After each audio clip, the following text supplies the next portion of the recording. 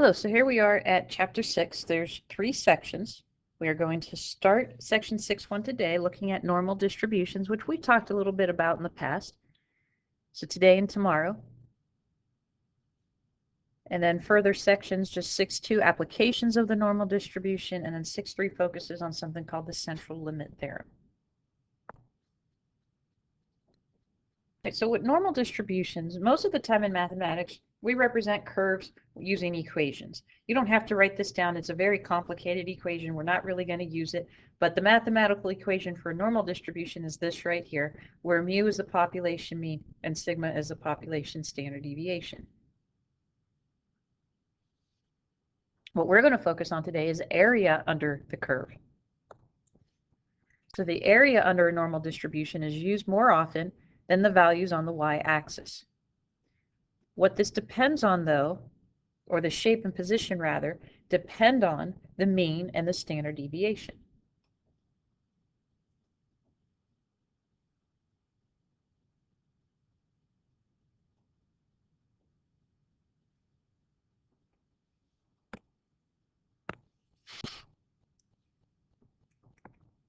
So back when we looked at Chebyshev's theorem, that was for distributions that weren't normally shaped or bell-shaped. But here, a standard normal distribution is your typical bell-shaped curve. So we're going to be sketching these throughout our problems. So this is what it looks like. Right in the middle, our mean is 0. And then we count 1 standard deviation to the right, 2 and 3, and then likewise to the left. So again, the mean, which is mu, is equal to 0, and the standard deviation is 1. And you're going to see this show up on our calculator. We're going to use that to do all of our calculations here. However, we're going to make a sketch of our curve so that way we know exactly what to type into our calculator. But first, let's take a look at some characteristics of the standard normal distribution other than what our mean and standard deviation is equal to.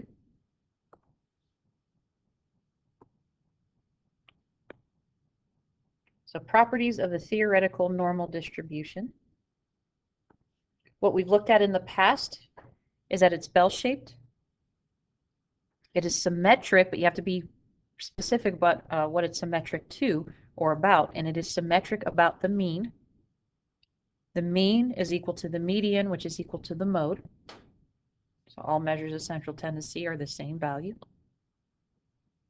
The curve is continuous.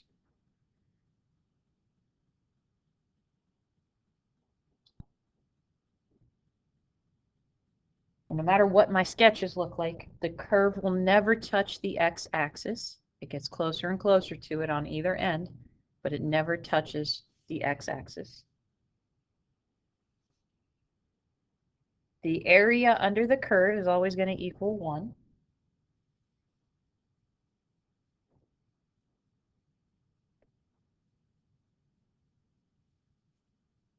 There's only one peak, so it's unimodal.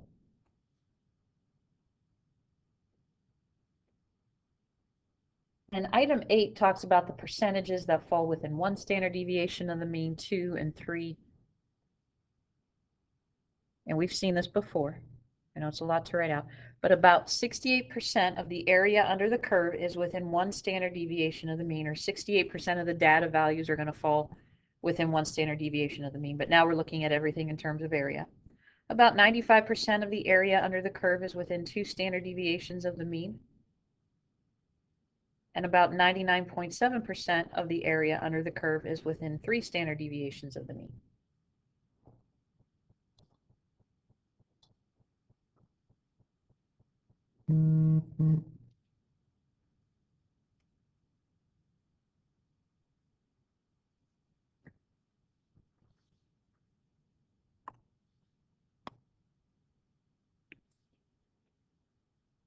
All right, so why learn about this? Because it is useful in solving practical application problems. This is going to tie into the remainder of what we're going to do in the next couple chapters. Many variables are normally distributed. And these distributions can be used to describe our variables.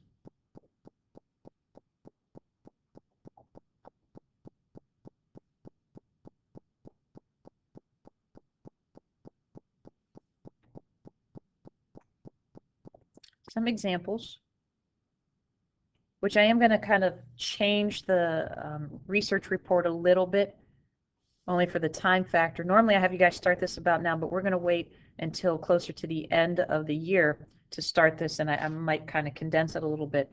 But let's say you wanted to do a study finding the percentage of adult women whose height is between 5 feet 4 inches and 5 feet 7 inches.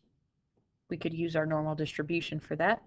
Or find the probability that a new battery will last longer than 4 years. So knowing the standard normal distribution, and in the future we're going to conduct different statistical tests, we will be able to answer these questions and do a little bit more with predicting in the future on topics such as these.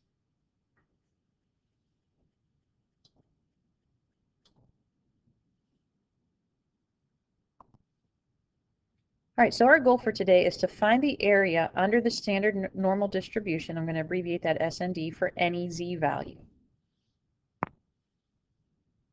And we've done this a little bit in the past, where we've transformed a test score into, when we were looking at measures of position, we looked at the z value, or the z-score.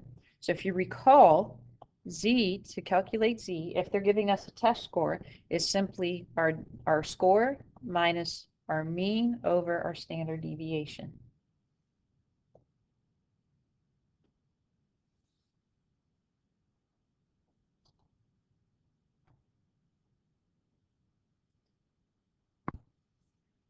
Right, so when you guys go to get your calculator, we're going to be using menu option 5.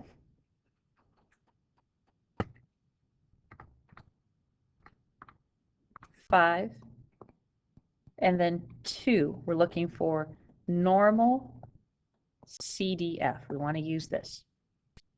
So let's take a look at our examples here. All right, we want to find the area to the left of z equals 2.06. So what we're first going to do is make a sketch as best you can of our normal distribution. Remember, 0 is right here. So this would be 1, 2, and 3. So 2.06 is going to be right about here. And we're just going to kind of draw something up.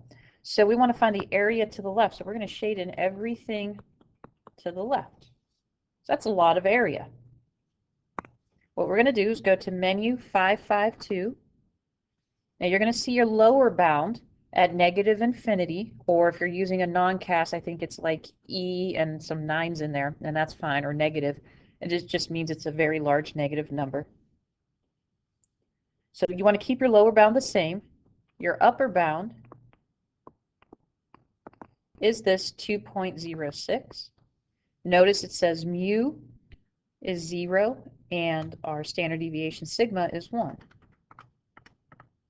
So leave those alone and just hit OK. So the result we're getting, the area, should be a 0.980. And all this means, translating this, is 98% of the area under the curve is to the left of the C value. And that's all we're finding. However, where this boundary is, that's what's going to change.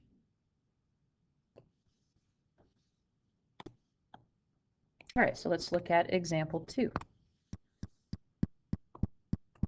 Again, let's draw our standard normal distribution.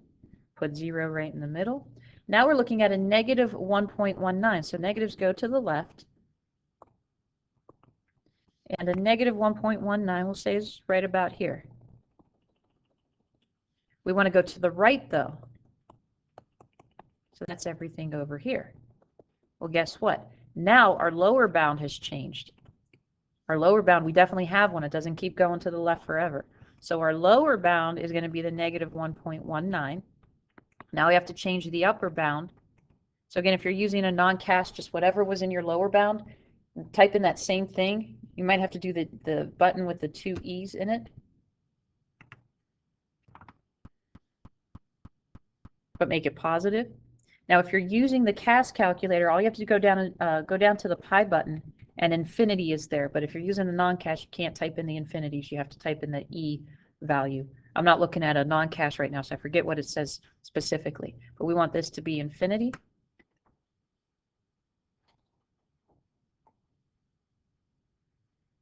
And the resulting area, we'll just leave it like this. Area should be 0.8830.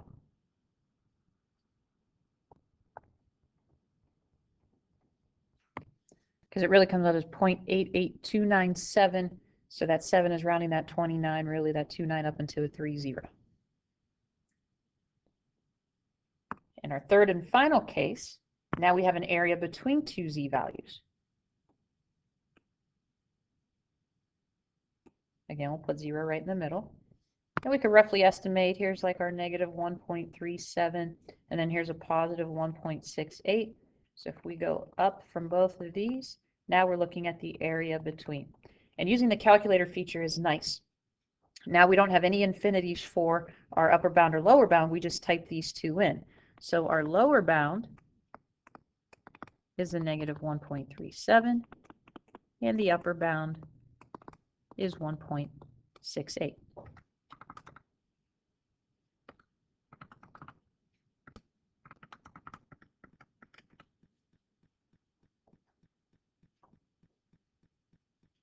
All right, so here we are getting a result that our area is 0.8682. And again, what this means is almost 87% of our area falls between these two z values. So that's what we're focused on today, knowing how to sketch this standard normal distribution, plot or indicate where these z values are, shade in the area, then use the calculator to figure out what percent of the total area is under the curve. All right, so give these a try on worksheet 6.1, 1 through 13. Please make sure when you get to 6 through 13, sketch the standard normal distribution and shade in the area.